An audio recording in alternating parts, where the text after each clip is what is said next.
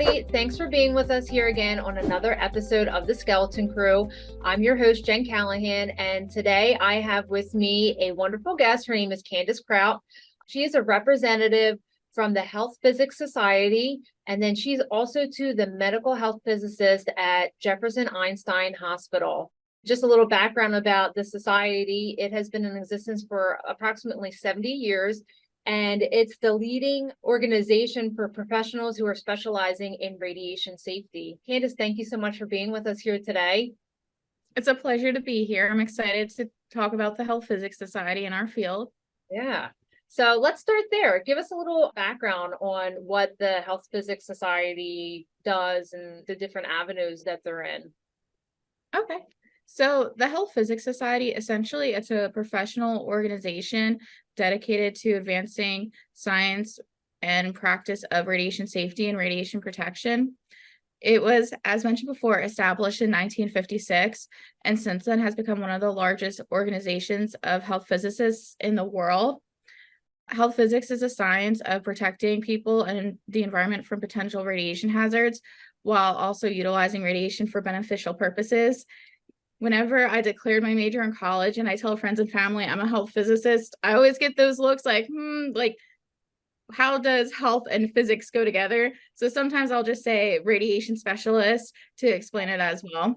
And the Health Physics Society has a couple of main objectives. The main ones are promoting excellence in the science and practice of radiation safety and radiation protection, providing a forum for the exchange of information and ideas among professionals in the field, educating the public about the benefits and risks associated with radiation use and applications, and supporting research and development in the field of health physics as well. So your impact then on radiation safety and protection, that's kind of like the main thing of what you guys look for. And it's not just, as you said, in the medical realm, it would branch outside of healthcare as well. Yes. Something that I really enjoy about my field is it's not just one field specific one industry specific. You can go into environmental, you can go into power plant, you can go into industry. There's so many different fields that you can go into. Also, if you're ever interested, on the Health Physics website, they do have a brochure as well that outlines the different fields that you can go into as well. While you were in school going for this, did you think about any other jobs besides going into healthcare and doing the radiation safety? So it's actually really funny how I found this major. I went to Bloomsburg University and I went in as undecided with a particular major of mine. I'm not going to name it because all majors are great in their own way. I'm a firm believer everyone has their own niche in what they will thrive in. And I was to my junior year and I was in this major and I was just not feeling it. I was going to class as a junior. It's like, I cannot imagine doing this for the rest of my life. So I got back to my dorm room and I Googled, what majors does Bloomsburg University offer? And I was reading, I was like, health physics, because I love math. And it was something where I was like, okay, I was interested in physics, but I was like, I don't know what I would do with that. And I have a passion towards radiation oncology, oncology in general. So I was looking at this, I was a little interested. I emailed my advisor, Dr. Simpson, and I was like, hey, I'm interested. Can I come sit down and talk to you about it? He's like, sure, swing on by. So I went into his office and we talked for about an hour. And after that conversation, I switched my major. And with our program, how it was the classes were offered every other year, just because with enrollment that we had, with just making sense of the classes as well. So I took my classes a little backwards, but my professors were very great. They were so helpful. And then I got an internship within that 1 year where it was the medical side and I worked at Geisinger. And that's what really solidified the medical portion was for me. And I'm open, of course, to experimenting later in my career with different aspects of it. But my internship is what really solidified, like, yeah, this is the career field for me. And that's how I actually fell into my field. I never knew health physics existed until that Google search on our college website. That's great. How did you find your profession? I just Googled it. That's great. What did Dr. Simpson say during your conversation that kind of sparked your interest? Do you remember? I actually do, because it's something that really just still draws me to the field. While we were talking about it, what's your typical day as a health physicist? What does it look like? What is career growth? What are the different opportunities? And he did not disappoint with his answers. We talked for about an hour probably, but something that he said that really stuck with me is it's not the same day every day, where there's different variation. You're doing different things. And that's personally what I love about each job that I've had, or each opportunity I've had as an HP. Every day of the work is different. Of course, there's things that you do that are regulatory or very similar, but your work day is different. I'm not just sitting at my desk all day. I'm getting up, I'm working with different departments. I get to work with different patients at time. And there's so many different things that allow me to grow.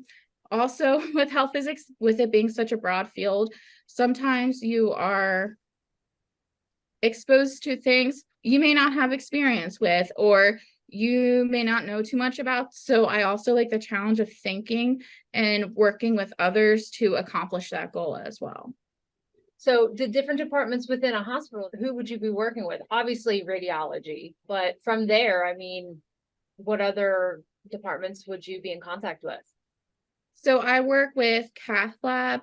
I also work with nuclear medicine, also the emergency room as well, where I'll help them with emergency preparedness drills. So say if a dirty bomb would happen or some kind of event that is radiation related, of how we would handle that, and just the overall safety aspect as well. And that's something too, because it's different departments you wouldn't think that you'd be working with, and also the dental field as well. Anyone who may be using an energized equipment is someone that I'm getting to work with as well. Before we started this recording, Candace was telling me about something that she might possibly have to hop off just for a hot second, because she said that there was a patient who is having a procedure that might possibly have something ionizing inside of them. And I said to myself, and to her, like, wow, that's something that would have never even crossed my mind, that a health physicist would have to take a call or be part of a surgery because of something within the body like that. The reason why we are involved with that as well is the Allura principle. And I know this is a medical podcast, so some of y'all may be familiar, but if you're not, Allura stands for as low as reasonably achievable. Sorry. You always want to drop it low.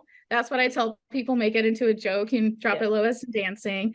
But that's why. So say if someone had a procedure done, say a 190 procedure, within the last 2 weeks, that liver is going to be hot. And wait, sorry, let's just stop real fast. For anyone who isn't familiar with a Y90, can you just real briefly just say what a Y90 procedure is? Yeah. So the Y90 procedure, essentially what that is, it's radioactive microspheres that goes into generally a patient's liver, and that helps with the oncology, well, the cancer treatment, basically. And how radiation safety is involved. So you're taking a radioactive material from one room into the other, and then you're injecting it into a patient. And the radioactive material is not in a controlled system, essentially, because whenever you remove it from its container, there's possible contamination. And we all know contamination is something that we do not want. So radiation is there to help monitor that it's used safely. And if something would happen, we're there to help that situation as well, so we can de-escalate it before it's escalated as well. So let's go on to talk about, like, so you had touched on other career paths for the health physicists. Do you have any friends that work in those fields that you might have possibly met through the society? I actually do. So I actually have some friends from college. My graduating class was, I think, about 5 people. But whenever I was a student, my graduating class and some classes underneath us, so we have a very small major. It was probably about 13 students total. So we kind of just got a study group formed, and we got really close, because there's nothing like bonding with fellow college students as you're studying and cramming for an exam at like 2 a.m., 1 a.m., or you're just standing in the library, sitting there for hours upon hours trying to figure out the homework. Because my one professor, and I'm glad she did it now, but she would give us problems from CHP. So there's a certified health physicist certification that you can get. And for one of our homework assignments, the one time she gave us a problem from the part 2, which is a lengthy word problem. And we were just racking our brains around it for hours trying to figure it out. But there's one who works in academic, which is a university. I have a friend who works in the environmental portion where they get to actually go all over the place working with different institutions or different organizations with the radiation safety aspect. I have a few friends working in government as well. And throughout the professional society, I've gotten involved in different aspects. So I've gotten to network with different professionals all over the country, and they all have different industries as well. There's a couple of individuals I know who are in waste management or nuclear. So that's one of my favorite parts about the Health Physics Society. It's just the organic networking and that relationship you build, and then you get insights on different fields as well. And with some different institution or different fields, we all have the same regulations, but with humans, we all have different approaches to things. So it's great to see what their thought process or what their approach is on a similar situation. So going with like the public, obviously for the longest time, with different things that have happened like Chernobyl and 3 Mile Island and stuff, there's this public misconception out there about radiation. Does the society try to address that at all or put out information on that? The society does. With the misconceptions behind radiation, a lot of the time it's because the lack of understanding. So radiation, it's an invisible and intangible phenomenon. Sometimes it makes it difficult for the general public to grasp its nature and potential risks accurately. Misunderstanding and misinformation can easily take root in the absence of clear, accessible, and accurate information. And pairing with media influence. So sometimes sensationalized or inaccurate portrayals, radiation-related events in the media can perpetrate misconceptions and fears. And news stories or movies often focus on extreme scenarios for the dramatic effect rather than the routine safe applications of radiation. And again, fear of the unknown, because you can't see it, smell it, hear it, taste it. People aren't sure. So the Health Physics Society, we do have something called the Public Information Committee, where we put out different information for the public, where if they have questions or if they're curious, you can go on the website and you don't have to be a member to access it, which is really nice. And on the Health Physics websites as well, if you look within it for the public portion, it will also mention other credible websites for you to look at. And that's a thing as well, which why I really appreciate the Health Physics Society, its mission to educate the public, because Google is a great thing, but can also be down the rabbit hole. Right. So if you do a Google search and if you start searching the wrong thing, you can really go down a rabbit hole and it may not give you an accurate sense of radioactive events. And we also have something called Ask the Experts as well. This episode is brought to you by x-raytechnicianschools.com. If you're considering a career in X-ray, visit x-raytechnicianschools.com to explore schools and to get honest information on career paths, salaries, and degree options. So coming off of like my background with being, I was first an X-ray tech, and then as I shared with you, I recently transitioned into a hybrid OR room for less invasive procedures, I should say. But you had already touched on the principle of ALARA. Just thinking to myself, like time distance shielding. Now, I went to school 11 years ago, and obviously that was like drilled into our head. Distance shielding. Is that still one of the principles that is big or the main one? Because I mean, with the advancements of technology with like X-ray equipment and how far you can like collimate down, is the shielding aspect, not to say is it necessary, but is it something that you should be superiorly worried about 100% of the time? So that's something where it may vary institution between institution on patient shielding. That's something where there has been studies where there's been different information, people share different opinions on the topic, but you yourself as a radiation worker, I always say time distance shielding when appropriate. Your goal is whenever you do time distance shielding as low as reasonably achievable and not impacting patient care. Because at the end of the day, you want to make sure that you're protected and you're also able to provide great treatment to the patient. An example would be, say, whenever Chernobyl was cleaning up, they were on the roof and they would be cleaning up in very short increments and just going there just to get it all done.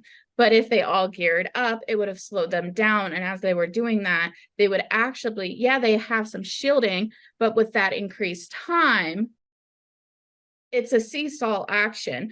And that's something where if you're ever concerned, you can ask your radiation safety team for clarity on that, or a fellow health physicist. But I would still say the time distance shielding is still a very adamant thing for all the training for all the individuals in the hospital. That's something that we will always touch upon. I usually have that in the trainings at least 2 or 3 times, just so it can really sink in, especially with the inverse property as well. So whenever you step away from radiation, it's 1 over r squared. So distance that you go away from something, the lower that your possible exposure is as well. So 6 feet, I mean, just to put out there for everybody, usually 6 feet is the baseline, right? Kind of, you want to try to be at least 6 feet away from the area of exposure. Whenever, and again, whenever it's not impacting the patient care, because obviously a physician on a patient can't be like 6 feet unless they have really long arms. Right. But that's why the shielding aspect is so great. And a fun fact about dosimeters, so there's different types of dosimeters, but for dosimeters specifically like this kind, you'll see sometimes there'll be like a red band or a black band, and that represents the different types of calculations. So there's something called Webster's calculations that if you wear your dosimeter, it will factor in that lead factor. So you can get a accurate reading with wearing lead, what is your exposure? And then you could always get the calculation without the Webster's, and then you could see what your exposure would be without lead. The health system that I work for, they have us wear 2 dosimeters. They have us one wear for the collar and then one for the waist. Yes. Now this is I mean, I've worked at a few different health systems, and the ones prior that I worked at, the only time you ever wore one at your waist was when you were pregnant. So I actually found it pretty interesting that I work for Mainline Health, that, you know, that's just standard that to wear the 2, the collar and the waist. And that's something that's great about dosimeters, and it's different institutions have different options, so you can pick what works best for you. And I did want to touch upon the pregnant or the fetal dosimetry that you were talking about. So anyone who's working in the field who may be an occupational radiation worker, if you ever do become pregnant while you're working, it's something that we offer, that most radiation safety offices will offer. It is declare your pregnancy. So declaring your pregnancy, that's not mandatory by any means. It's actually optional. And whenever you declare a pregnancy, it remains confidential between you and the member of radiation safety, generally the radiation safety officer or the individuals that you speak with.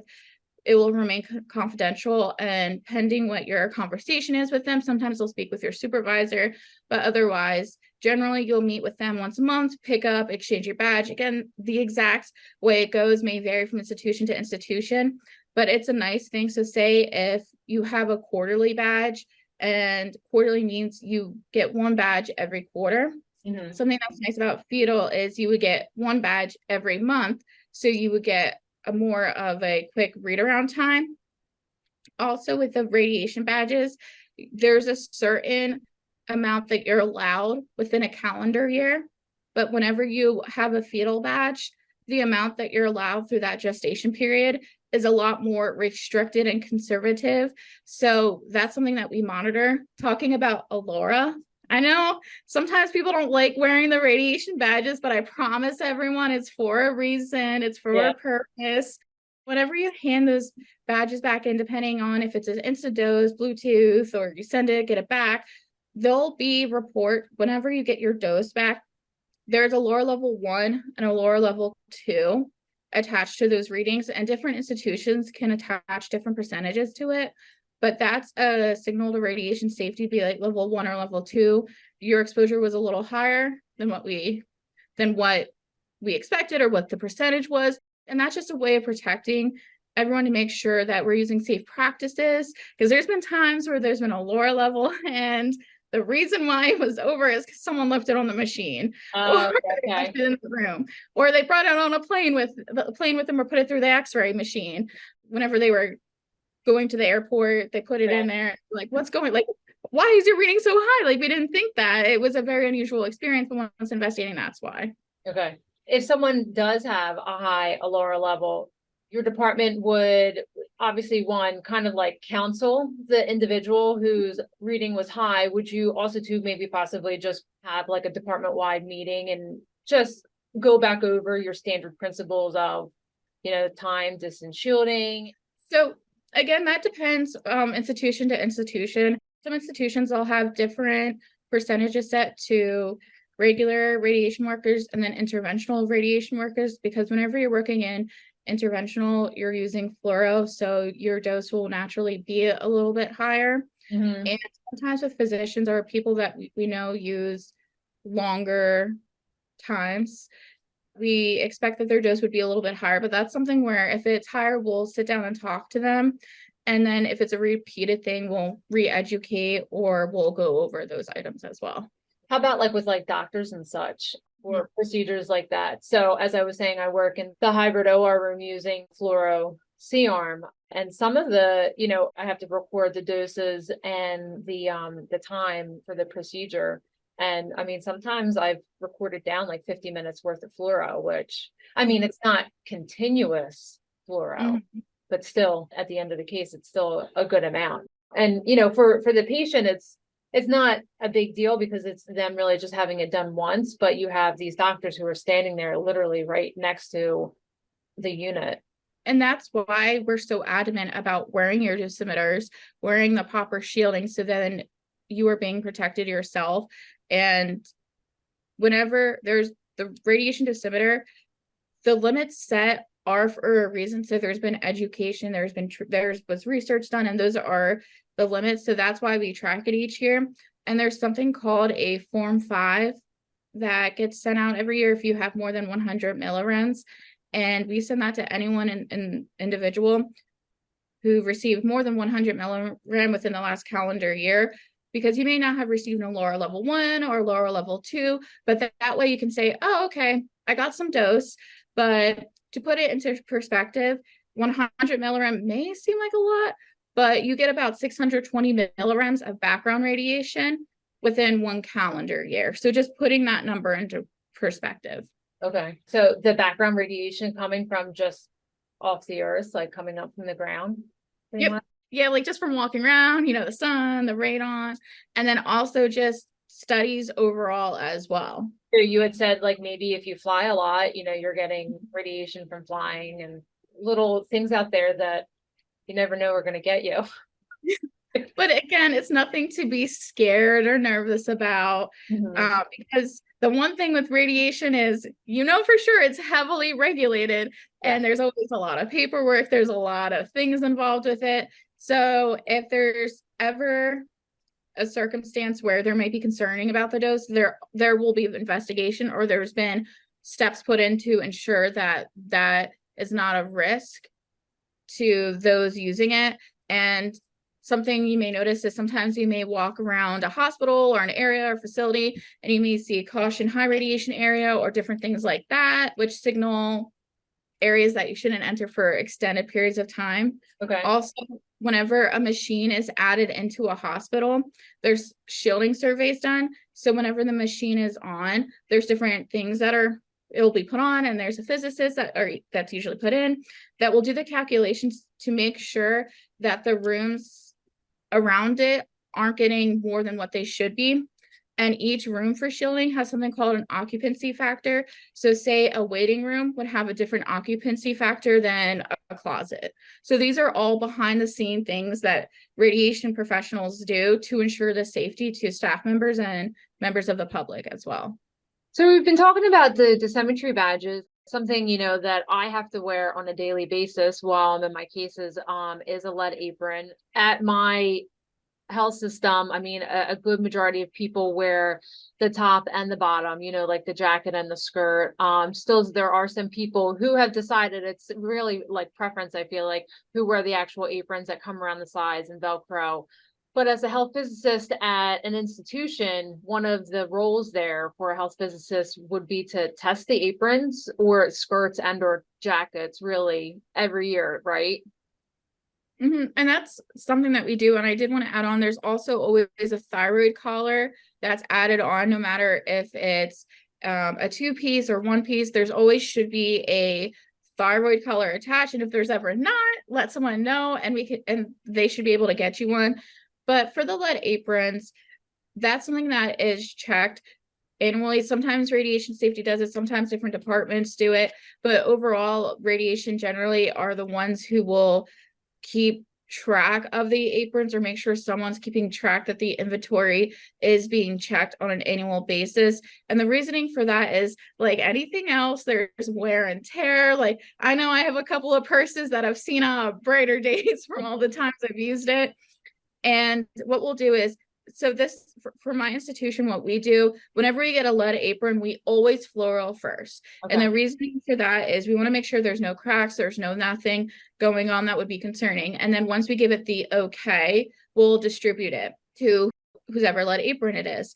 And then we do annual checks, and within the different departments, sometimes one person will do it for the department. Sometimes if it's a larger department, someone from our office, say I'll go to cath lab or a different department just to help them out, because sometimes with the higher caseload they have, it's a little difficult to get all those aprons in. So we'll try to go in on an off hour time, or we'll just try to tag team it and get all the aprons done.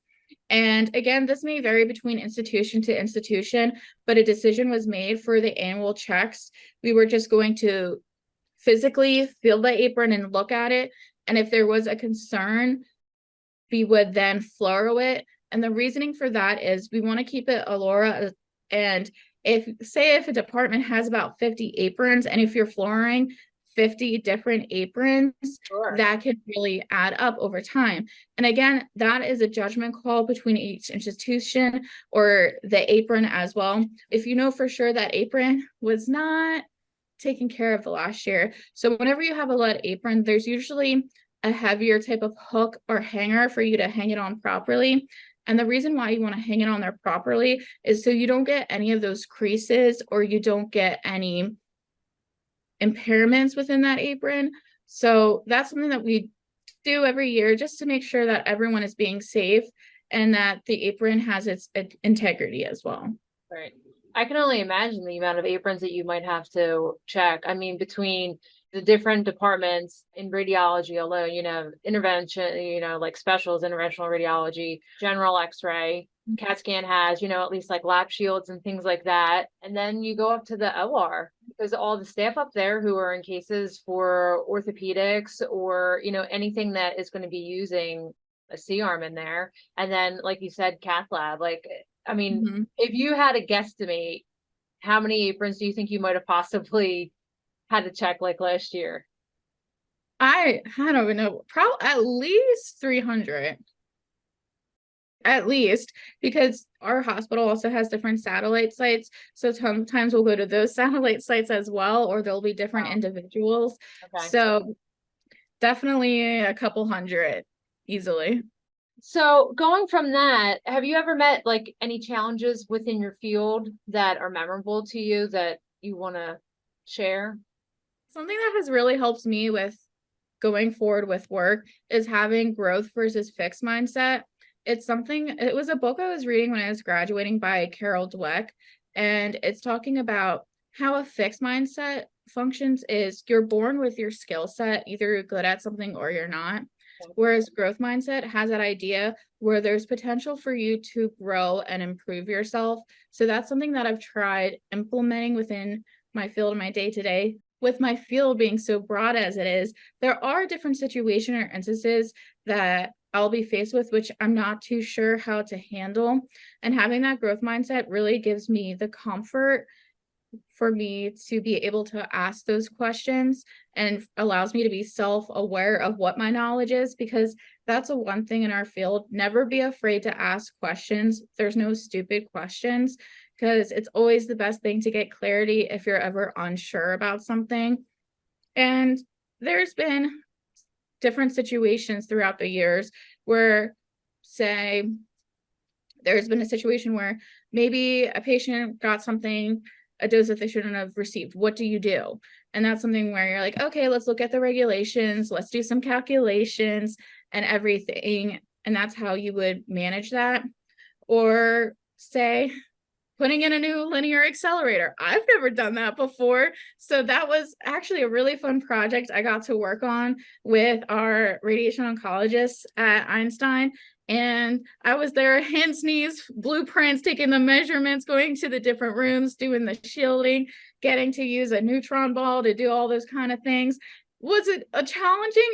Yeah, a little bit, because I've never done any of those things. And I was just learning on the fly as you were going and doing all these things. But it's one of my favorite moments. And usually for me, whenever it's a challenging moment, sometimes it becomes one of my favorite moments because it's something that you remember and it's just something fun overall. Radiation, sometimes that topic can be scary or it can be difficult to explain to different people, or for me, for Einstein, whenever we do our training, I try to cater it to that department so that it's relevant to what they're doing or what they're understanding, because we do training for almost any department. For protective services, we do it for the techs, the nurses, the physicians. So they're all at different levels of radiation that they need to understand or that's relevant to their job. So you want to tell one person one thing that's not relevant to their job or relevant to the understanding of what they need to do for their day to day. And then also implementing different things within a hospital as well. It's all about learning different personality types, learning how to deliver information, learning how to work with different people. So learning new things, and then also learning how to adapt with different situations and different people as well.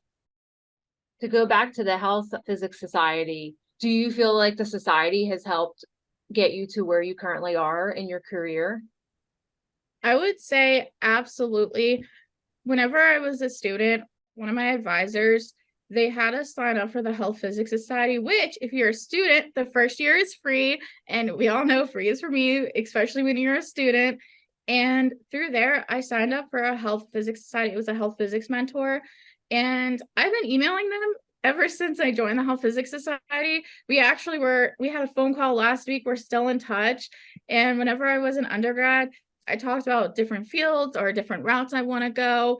They were really helpful with that. Whenever I was about to graduate, helped me with my resume, different interviewing skills. Also, whenever I was a student, I was feeling the college hurt with my funds, I'm not gonna lie. And I wanted to go to the annual meeting, but I'm like, I don't know if I'm gonna afford it. And my professor's like, let's try a research project. So he reached out to this company. And basically, I just tried the project and it's like, yeah, it works. And it was actually really fun as a student because I got so much hands-on experience with it. And I got to do a poster. I submitted it to the Health Physics Society. I got a travel grant and I got to go to health physics meeting for free, which was so much fun. And it was such a great networking opportunity. Like I said before, the Health Physics Society, I really enjoy it because you're able to network with so many great people and you can get so much from the society. And I'm a firm believer to the more you develop within yourself and grow within yourself, you're able to give out to others as well. I got involved with the Health Physics Society in about maybe 2020, 2019. I can't remember the exact dates right now, but being involved with the Health Physics Society has expanded upon my expertise skill set as well, because being a working professional, time management can be difficult, just the different tasks that you may be handling as well. And I got to work with the Health Physics Society, and that's really helped me grow in my professional manner as well.